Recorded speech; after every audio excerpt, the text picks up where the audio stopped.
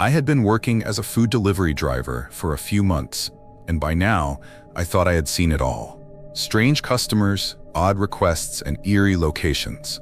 But nothing compared to the night I took an order to the outskirts of town. It was past 10 p.m. when the request came in. A single meal from a local diner, prepaid, with a note that read, "Please deliver to the back door." The address was in a secluded area, a stretch of suburban houses near the tree line, far from the usual bustling neighborhoods I was used to. I hesitated. Late-night orders to remote locations always felt risky, but the payout was good, and I figured I'd be in and out within minutes. I accepted the order and started the drive out of town. As I left the city behind, the streets grew darker. The glow of streetlights became sparse, replaced by long, empty roads lined with dense woods. The GPS guided me down a narrow, unpaved driveway leading to a house that barely appeared on the map. The place was set far back from the main road, partially hidden by trees. No porch light, no signs of life. I pulled into the driveway, my car's headlights illuminating a small, weathered house with boarded-up windows on one side. Something about it felt abandoned, except for the fact that someone had just ordered food. I checked the receipt. Deliver to the back door. Every instinct told me to leave it on the porch and get out of there. But I needed the confirmation from the customer. I stepped out of my car, food bag in hand, and walked toward the back of the house. The yard was overgrown, weeds stretching up through the cracks in the pavement. An old swing creaked in the wind. I knocked. Silence. I knocked again, a little harder this time. The door finally opened, just a crack. A man stood there, half hidden in the darkness. He was thin, with hollow eyes and a look that sent a chill through me. He didn't say a word. Your food?" I said, holding up the bag. His eyes flicked to the bag, then back to me. "Come inside." I forced a chuckle. "I'm not supposed to." "Just for a second," he interrupted. His voice was flat, emotionless. "I have your tip inside." Something about the way he said it made my skin crawl. I took a small step back. "I can't, man. Company policy." His fingers tightened on the edge of the door. "Just a second." I shook my head. "I'll leave it here. Have a good night." His expression didn't change, but his grip on the door loosened. Slowly, he nodded and pushed it open just a little more. That's when I saw it. Behind him, deep in the shadows of the room, there was another figure, motionless, barely visible in the dim light, watching. A jolt of fear shot through me. I turned on my heel and walked fast back to my car. My hands shook as I started the engine. As I backed out of the driveway, I saw the man still standing in the doorway, watching me leave. But the figure behind him, it was gone. I drove straight home, trying to shake the uneasy feeling in my gut.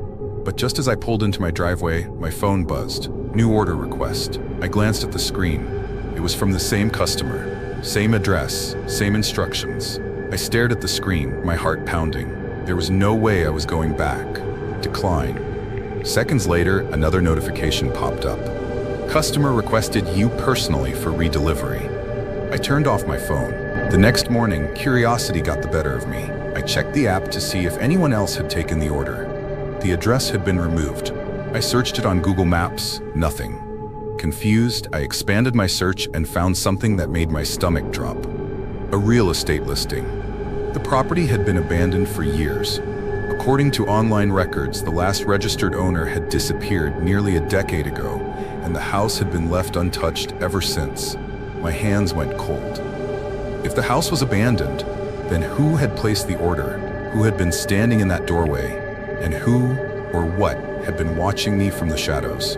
That afternoon, my phone rang. No caller ID. I hesitated before answering. "Hello?" A pause, then a voice, low, flat. "You forgot my food." I hung up immediately, my pulse hammering in my ears. My hands shook as I blocked the number. Seconds later, a new text appeared on my screen. "Don't ignore me. I know where you live." I went straight to the police. I told them everything. The house, the man, the redelivery request, the phone call. They asked for the address. I gave it to them. An officer frowned. "That area's been abandoned for years. There's no house there." "That's impossible," I argued. "I was just there last night." They said they'd check it out, but I never heard back from them. I tried to move on, and for a while it seemed like nothing would come of it. No more strange messages, no more calls. The fear that had gripped me began to fade, replaced by the mundane routine of life. But the memory never left me.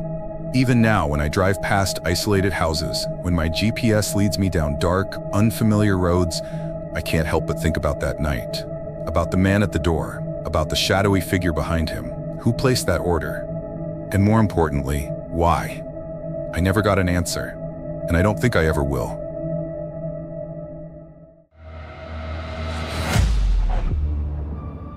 I had been working as a food delivery driver for almost a year, and by now I had seen it all. Rude customers, strange requests, neighborhoods that made me nervous. But nothing compared to what happened on that night. It was a chilly autumn evening in 2023, and I was nearing the end of my shift. My car smelled like a mix of different takeout orders, and I was looking forward to heading home. Then a new order popped up on my screen. A single meal, prepaid, no contact requested. The address was in a part of town I usually avoided, an old apartment complex with a reputation for being run down and poorly maintained. I hesitated. It was late and I was tired, but the payout was decent, and I figured one last delivery wouldn't hurt. The apartment complex looked even worse in person. The building was old, with flickering lights in the hallway and an unsettling silence. The kind of place where the walls felt like they had absorbed decades of secrets. I checked my phone. Apartment 7B. I took the elevator, which groaned as it carried me up, and stepped into a dimly lit corridor. Most of the apartment doors were closed except for one at the far end that was slightly ajar. 7B, I swallowed, balancing the food bag in my hand, and knocked gently. No answer. I knocked again, louder this time. The door creaked open slightly. From where I stood, I could see a sliver of the interior, just enough to notice that the lights were off. "Hello? Delivery," I called out. Silence. I debated leaving the food at the door, but something about the situation felt wrong. Then, from the darkness inside, a voice emerged. "Come in." It was low, almost a whisper. My instincts screamed at me to turn around and leave, but I had never abandoned an order before. Hesitantly, I pushed the door open just a bit more. The air inside was stale, and the faint glow from the hallway barely lit the room. A man stood in the shadows, just beyond my view. "You can leave it on the table," he said, his voice unnervingly calm. Sure," I muttered, stepping inside just enough to place the bag on a small table near the entrance. As I turned to leave, I caught a glimpse of something on the floor. Scratches. Deep, uneven scratches covering the wooden planks, leading further into the apartment. My pulse quickened. I forced a smile. "All right, enjoy your food." The man didn't move, didn't say another word. He just stood there, watching. I stepped back, reaching for the doorknob, but before I could pull the door shut, something in the room shifted. A faint movement, the sound of fabric brushing against the floor. My eyes darted toward the dark hallway behind the man. There was someone else in there. I didn't wait to find out who. I yanked the door closed and power walked to the elevator, my breathing shallow. The second I got inside, I hit the ground floor button repeatedly, praying the old thing wouldn't stall. The doors finally slid shut, but just before they did, I saw it. A pale hand reaching out from the darkness of 7B, slowly pulling the door open again. I drove away faster than I should have, my hands gripping the wheel. My gut told me to forget about it, but my brain wouldn't let it go. Who was in that apartment? What were the scratches on the floor?